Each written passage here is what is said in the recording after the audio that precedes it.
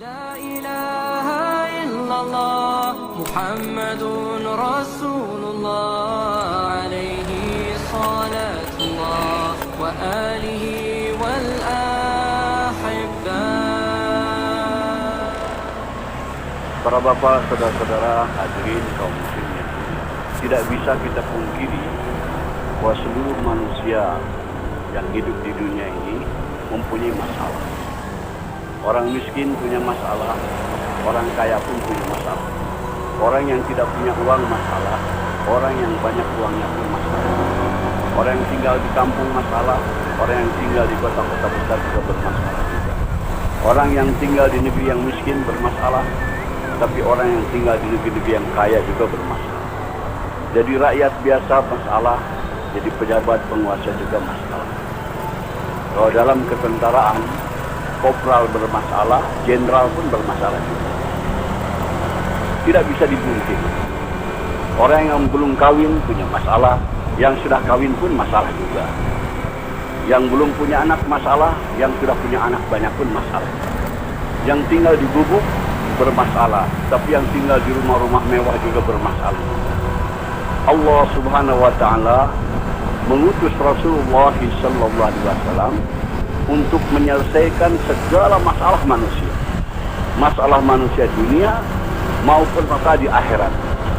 Apa yang dibawa oleh Rasulullah untuk menyelesaikan masalah manusia bukan membawa kekuasaan, bukan bawa jabatan, bukan bawa harta kekayaan, tapi yang dibawa oleh Nabi adalah agama. Jadi agama ini diturunkan oleh Allah untuk menyelesaikan masalah-masalah manusia. Siapa yang mau mengamalkan agama, mentaati Allah, ikut cara Rasul, masalahnya akan diselesaikan oleh Allah Subhanahu. Orang miskin kalau mau selesai masalahnya tidak perlu jadi kaya, sebab jadi orang kaya belum tentu selesai masalah. Tapi kalau orang miskin ikut agama, amalkan agama, pasti diselesaikan oleh Allah masalah. Setiap kita ingin kepada kehidupan yang baik, keadaan yang baik, ini akan tercapai dengan agama. Allah Subhanahu wa taala berfirman dalam Al-Qur'an, "Man 'amila shalihan min dzakarin aw unsa wa huwa mu'min, fala yuhyiyannahu hayatan thayyibah." Barang siapa yang beramal soleh, yaitu taat kepada Allah dengan cara Rasul, baik laki-laki maupun perempuan, dan dia beriman, kami akan berikan kepadanya kehidupan yang baik.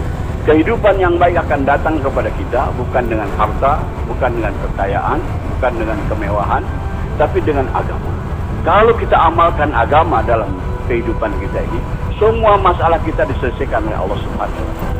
Begitu juga kehidupan kita bermasyarakat, bernegara, kalau ingin masalah-masalah selesai dari masalah masyarakat, masalah kenegaraan dan sebagainya, agama juga. Allah berfirman dalam Al-Qur'an, "Walau anna ahlal qura amanu wa taqaw la fatahna 'alaihim barakatin minas sama'i wal ardh." Andai kata penduduk suatu negeri itu iman dan takwa kepada Allah, kami akan bukakan kepadanya pintu keberkahan daripada langit dan bumi. Kemakmuran, kesejahteraan, keamanan akan tercipta dengan agama, dengan taat kepada Allah Subhanahu wa taala. Maka Rasulullah SAW berjuang mati-matian memahamkan kepada umat betapa penting agama ini. Betapa penting agama ini untuk menyelesaikan masalah. Sebab manusia terkeliru, tertipu.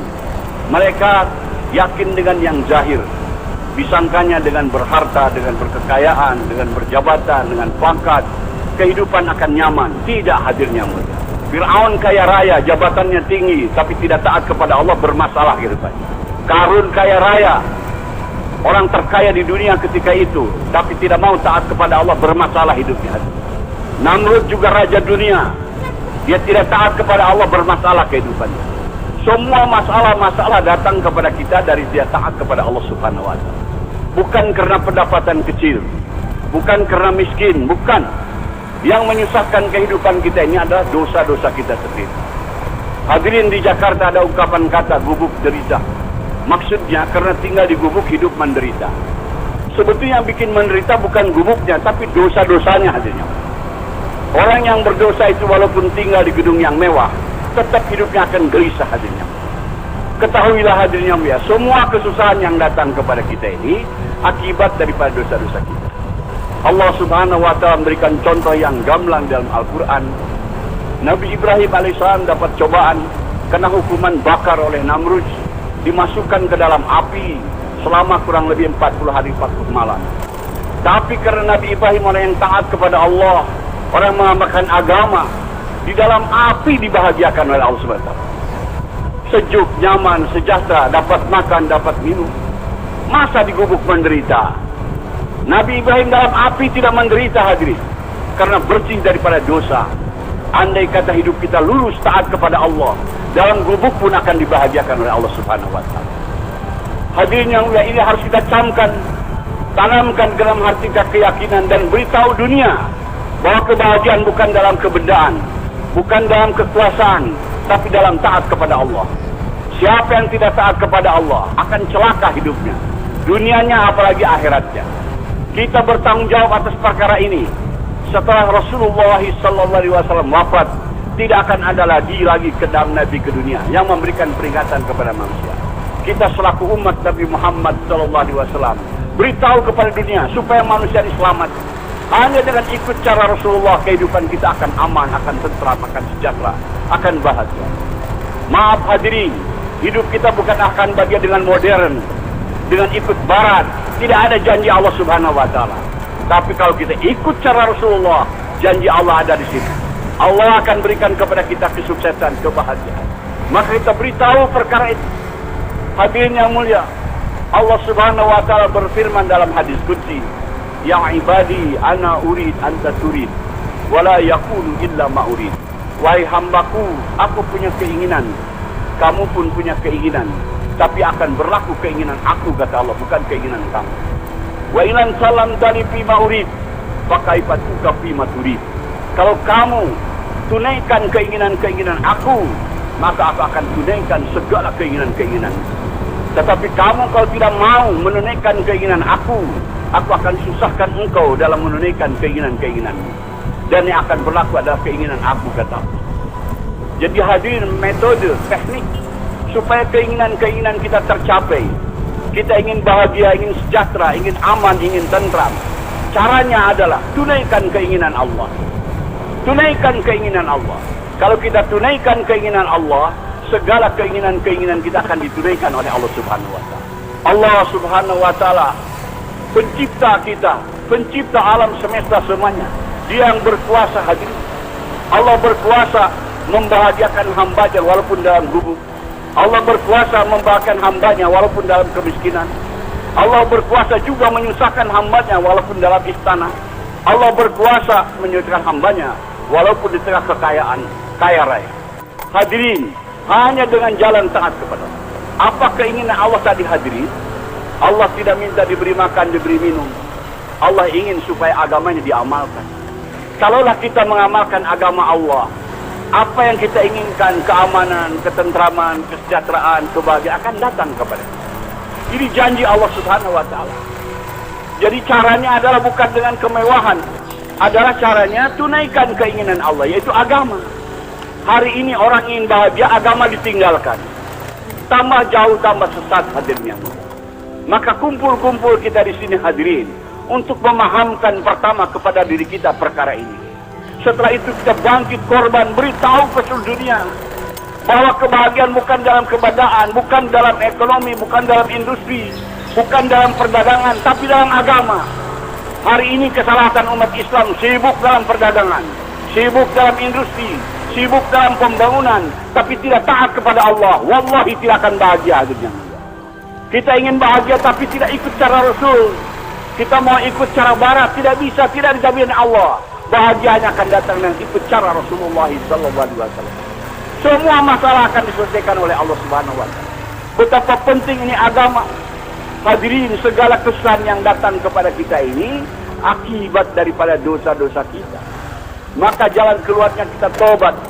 Nabi Adam alaihissalam setelah berbuat dosa tobat, berdoa kepada Allah, mohon diampunkan dosa-dosanya. Rabbana zalamna anfusana wa ilam taghfir lana wa tarhamna lanakunanna minal khasirin. Ya Allah, ampuni dosa-dosa. Kami telah menzalimi kami sendiri, telah menzalimi diri kita.